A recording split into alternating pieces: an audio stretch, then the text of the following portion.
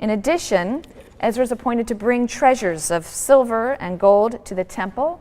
The text says that Ezra brings with him a copy of the Mosaic Torah in order to regulate and unify Jewish life in the restoration community. And together, Ezra and Nehemiah bring about a revival. Ezra's reforms are aimed at strengthening the religious identity of the Judahites. He wants to revitalize morale, and he also wants to prevent the decline of Mosaic standards and to prevent the decline of biblical monotheism.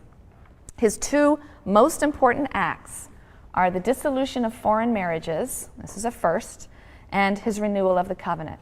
I'll say a little bit first about the dissolution of foreign marriages.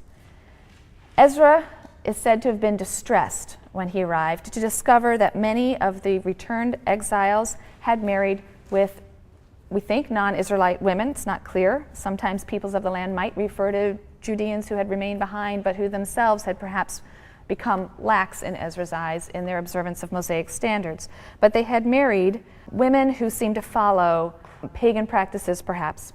Chapters 9 and 10 describe his efforts to reverse this trend. And he begs God to forgive the people for this violation of his law. And then at a great assembly, he calls upon all the people to divorce their foreign spouses.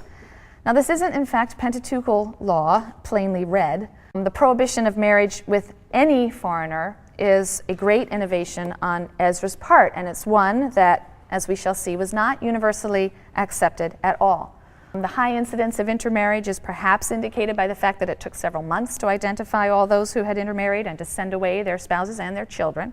Even priests were among those who didn't view intermarriage per se as a violation of the covenant. And in the next two lectures, we'll see other perspectives on this question of integration of foreign groups within the community. So I raise it as an issue now. We're going to see many different attitudes as we move through the last section of the Bible. The text of Ezra's prayer before God is a fascinating presentation of Ezra's interpretation of Israel's history and prior texts, and again constitutes yet another response to the calamity that had befallen the nation, but also constitutes another example of interbiblical interpretation, later levels or layers within the biblical text, turning to older traditions and interpreting them or reinterpreting them.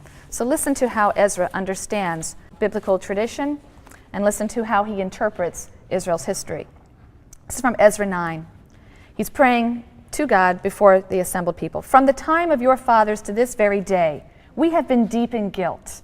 Because of our iniquities, we, our kings and our priests, have been handed over to foreign kings, to the sword, to captivity, to pillage, and to humiliation, as is now the case. But now, for a short while, there has been a reprieve from the Lord our God, who has granted us a surviving remnant, right? Remember the prophetic idea of a remnant that would survive, and given us a stake in his holy place.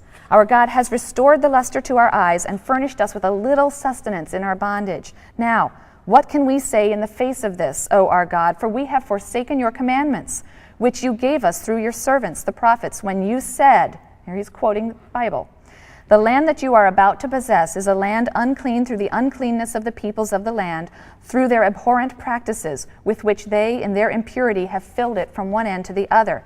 Now then, do not give your daughters in marriage to their sons, or let their daughters marry your sons. Do nothing for their well-being or advantage. Then you will be strong and enjoy the bounty of the land and bequeath it to your children forever, unquote. Right? So he's quoting earlier tradition. And after all that has happened to us because of our evil deeds and our deep guilt, though you, our God, have been forbearing, punishing us less than our iniquity deserves, in that you have granted us such a remnant as this, shall we once again violate your commandments by intermarrying with these people who follow such abhorrent practices? Will you not rage against us till we are destroyed without remnant or survivor?